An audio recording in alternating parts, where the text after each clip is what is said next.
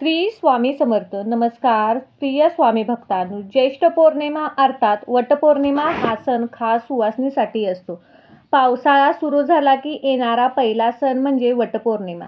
महाराष्ट्रीयन स्त्रियांसाठी हा तर दिवस खूप खास असतो, पण अनेक ठिकाणी सुद्धा हा सण साजरा केला जातो. वटपौर्णिमेचे व्रत विवाहित महिला आपल्या पतीच्या दीर्घायुष्यासाठी, उत्तम आरोग्यासाठी आणि सुखी वैवाहिक जीवनासाठी करतात.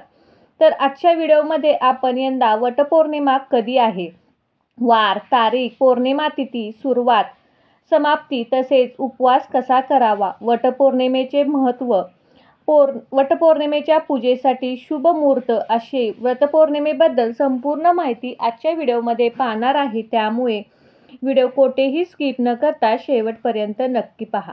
आपल्या पतीच्या दीर्घायुष्यासाठी आणि सुखी वैवाहिक जीवनासाठी अनेक महिला ज्येष्ठ पौर्णिमेला वटसावित्रीचे व्रत करतात. यंदा वटपौर्णिमा सण मंगळवार दिनांक 10 जून 2025 रोजी साजरा केला जाणार आहे.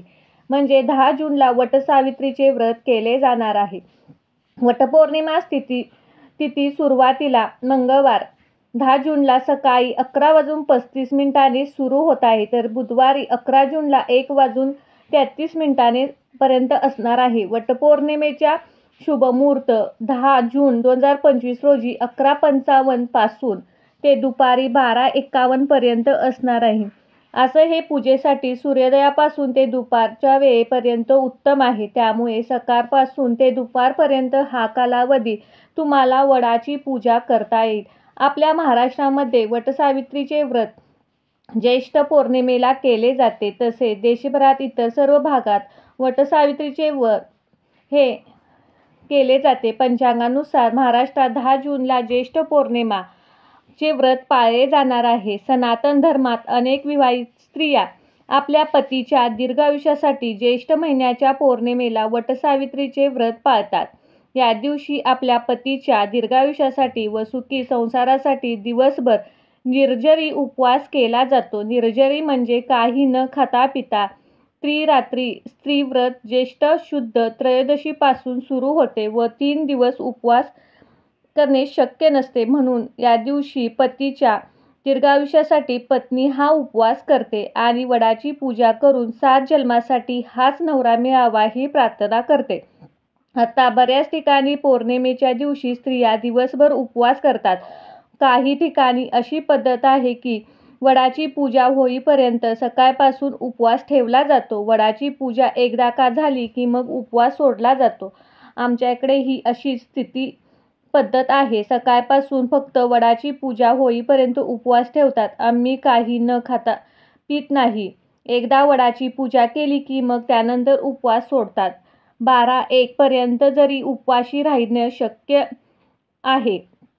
वडाची पूजा झाली की मग उपवास सोडू शकता. काही स्त्रिया पौर्णिमेच्या दिवशी उपवास करतात.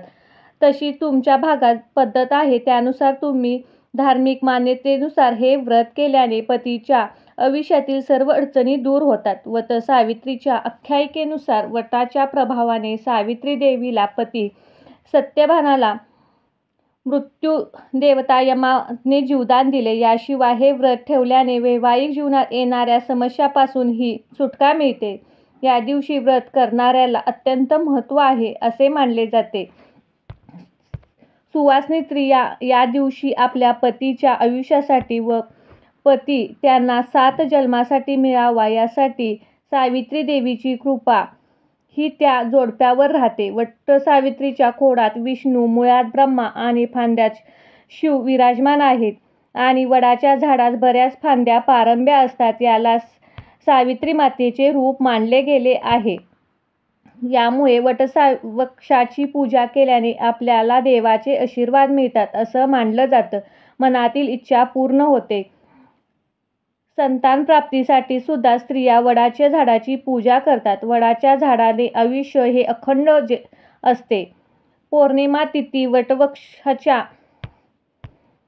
देवी सावित्रीने आपल्या पतीला पुनर्जन्म मिळवून दिला होता. या दिवसापासून वृक्षाची पूजा केली जाऊ लागली. थोडक्यात सांगायचं झालं तर ज्येष्ठ पौर्णिमेच्या दिवशी सौभाग्यवती स्त्रिया उपवास करतात, वटवृक्षाची पूजा करतात, एकमेकींना वाण देतात, व सावित्रीची कथा ऐकतात. दीर्घ आयुष्य लाभते या प्रार्थना करून हे व्रत करतात. वडाची पूजा केल्यानंतर 7 जन्मासाठी हाच नवरा मिळावा ही प्रार्थना करून हे व्रत केल्याने वैवाहिक जीवनात येणाऱ्या अडचणी सुटका मिळते.